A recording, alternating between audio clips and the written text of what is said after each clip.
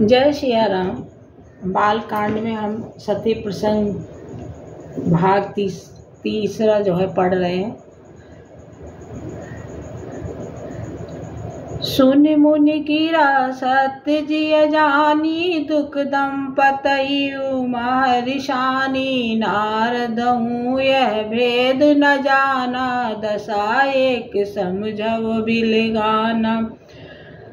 नारद मुनि की वाणी सुनकर उसको हृदय में सत्य जानकर पति पत्नी हिमवान और मैना को दुख हुआ और पार्वती जी प्रसन्न हुई।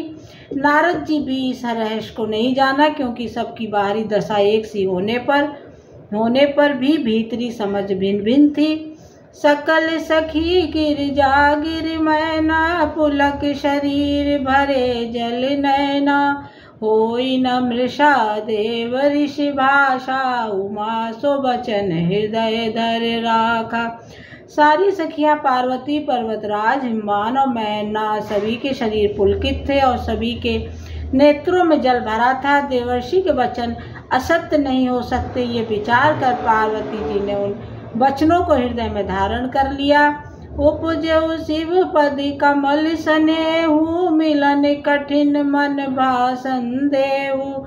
जान को अवसर प्रीत दुराई, सखी उछंग बैठ पुण्य जाई।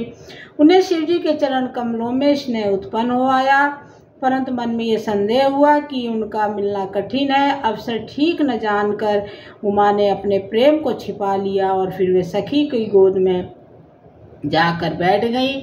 झूठ न हो ये देव ऋषिवानी, सोचई दंपति सखी सयानी। उर्धर धीर कयऊ गिर राऊ, कयऊ नाथ करयू पाऊ।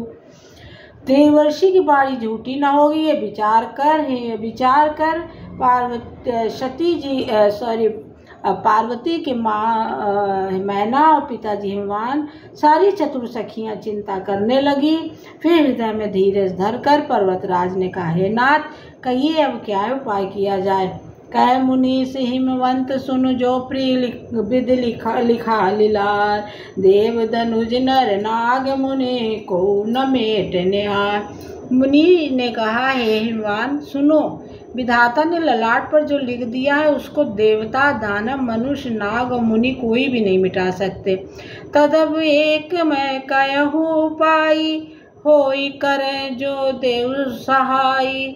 जसु बरु मैं बरन्यो तुम पाई, मिलहि उमा तस संशय नाई। तो भी एक उपाय मैं बताता हूँ, यदि देव सहायता करें तो सिद्ध हो सकता है। उमा को वर तो निसंदेह वैसा ही मिलेगा जैसे मैंने तुम्हारे सामने वर्णन किया है।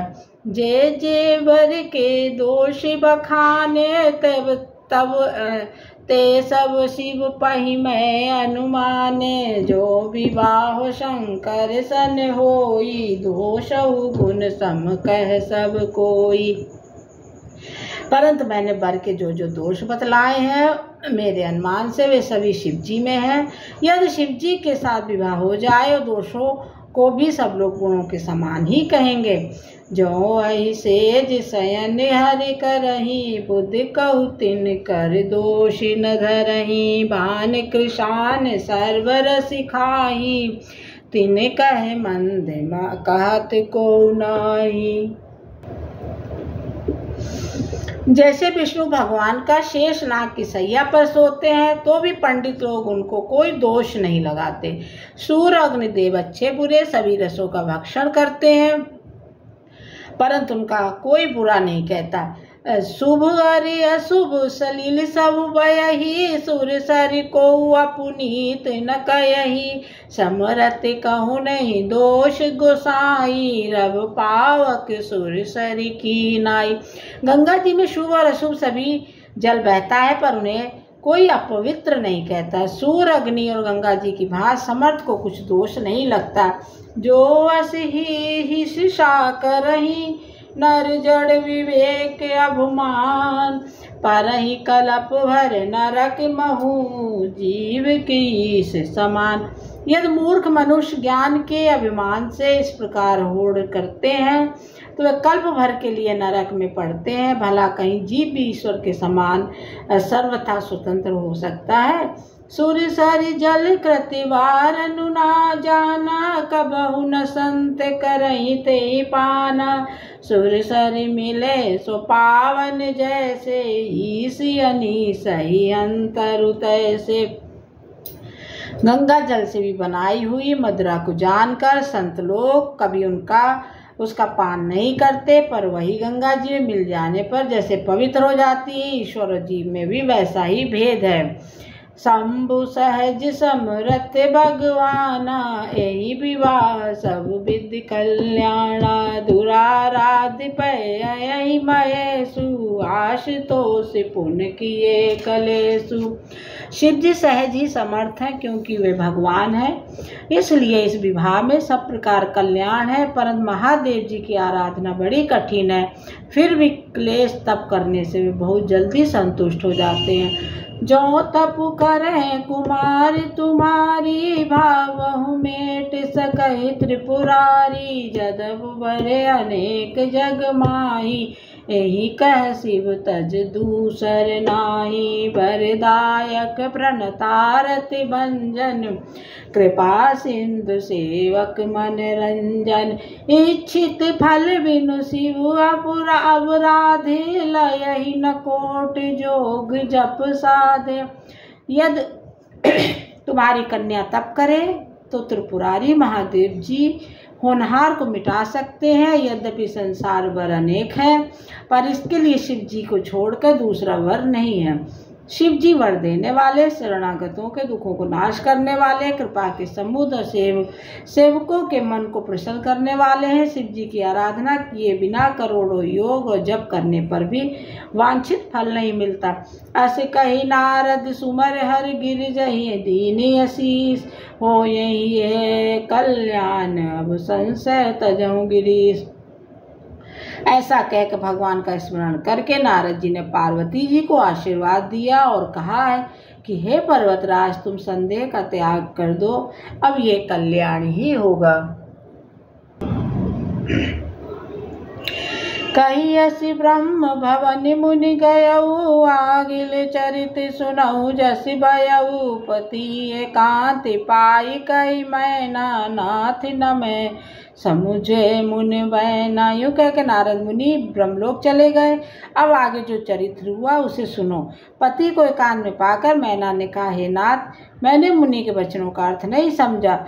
जो घर वर कुल होई अनुपा, करहि विवाह सुता अनुरूपा। न त कन्या बर रहु कुंवारी, कंते उमा मम प्राण प्यारी। जो न मिलहु बर गिर जय जोगु, गिर जड़ सहज कयहि सब लोगु। सोई विचार पति करहि विवाहु, जेहि न बहोर होय उरदाऊ। जो हमारी कन्या के अनुकूल घर वर और कुल उत्तम हो तो विवाह कीजिए, नहीं तो लड़की चाहे कुंवारी ही रहे। मैं अयोग्य वर के साथ उसका विवाह नहीं चाहती, क्योंकि हे स्वामी, पार्वती मुझको प्राणों के समान प्यारी है। यदि पार्वती की योग वर न मिला तो सब लोग कहेंगे कि पर्वत स्वभाव से जड़ मूर्ख होते हैं। हे स्वामी, इस बात को विचार कर ही विवाह कीजिएगा, उसमें जिसमें फिर पीछे सहृदय में संताप न हो। अस कही परी चरण धरि सीसा, बोले सहित स्नेह गिरीसा। वर पावक प्रगटे शशि माही, नारद वचन अन्यथा नाही। इस प्रकार कहकर मैना पार्वती के चरण पर मस्तक रख कर गिर पड़ी। अब तब हिमान ने प्रेम से कहा, चाहे चंद्रमा में अग्नि प्रकट हो जाए, पर नारद जी के वचन झूठे नहीं हो सकते। प्रिया सोच पर हरहु सब सुमरहु श्री भगवान, पार्वती निर्मयो जय सोई करहि कल्याण। हे प्रिय, सब सोच छोड़कर श्री भगवान का स्मरण करो।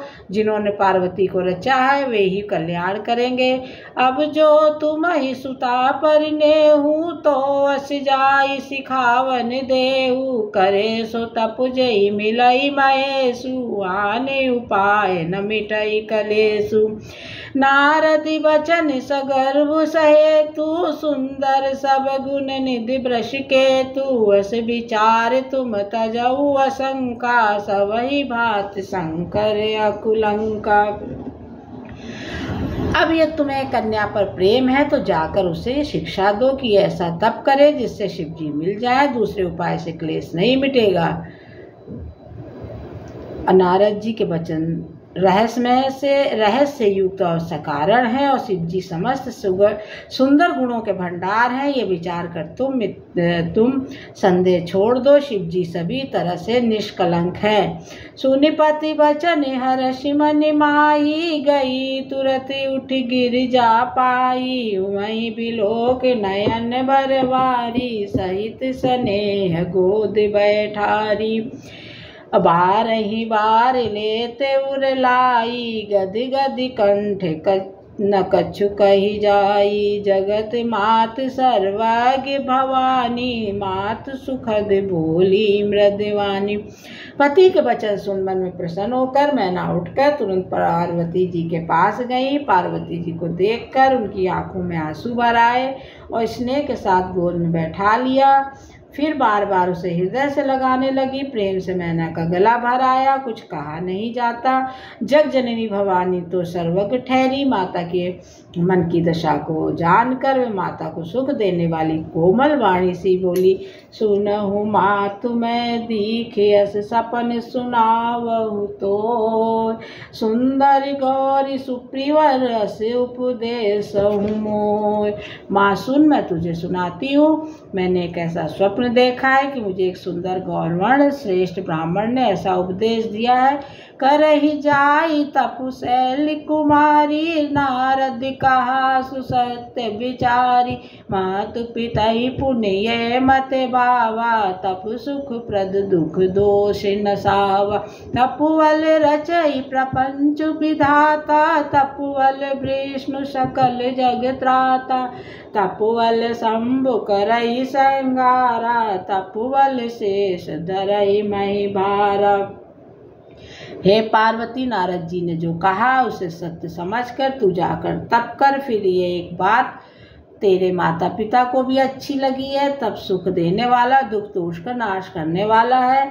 तप के बल से ब्रह्मा संसार को रचते हैं, तप के बल से विष्णु सारे जगत का पालन करते हैं, तप के बल से शंभु रुद्र रूप से जगत का संहार करते हैं, तप के बल से शेष जी पृथ्वी का भार धारण करते हैं। तपु आधार सब श्रेष्ठ भवानी, करहि जाए तपु जस जिय जानी। सुनत बचन विस्मत मातारी, सपन सुनायो गिरहि अहंकारी। हे भवानी, सारी सृष्टि तप के आधार पर है, ऐसा जी में जानकर तू जाकर तप कर। यह बात सुनकर माता जी को बड़ा अचरज हुआ और उसने हिमवान को बुलाकर यह स्वप्न सुनाया। माता पिता को बहुत तरह से समझाकर बड़े हर्ष के साथ पार्वती जी तप करने के लिए चली। प्यारे कुटुंबी, पिता और माता सब व्याकुल हो गई, किसी के मुंह से बात नहीं निकलती। वेद शिरा मुनि आई तब सबही कहा समझाए, पार्वती महिमा सुनत रहे प्रबोधहि पाए। तब वेद शिरा मुनि ने आकर सबको समझा कर कहा। पार्वती जी की महिमा सुनकर सबको समाधान हो गया। जही विधिनाथ हो यही ते मोरा, करहु सुबेग दास मैं तोरा। मंगल भवन अमंगल हारी, द्रवहु सो दशरथ बिहारी। दीन दयाल बिरद संभारी, हरहु नाथ मम संकट वारि। जय श्री राम।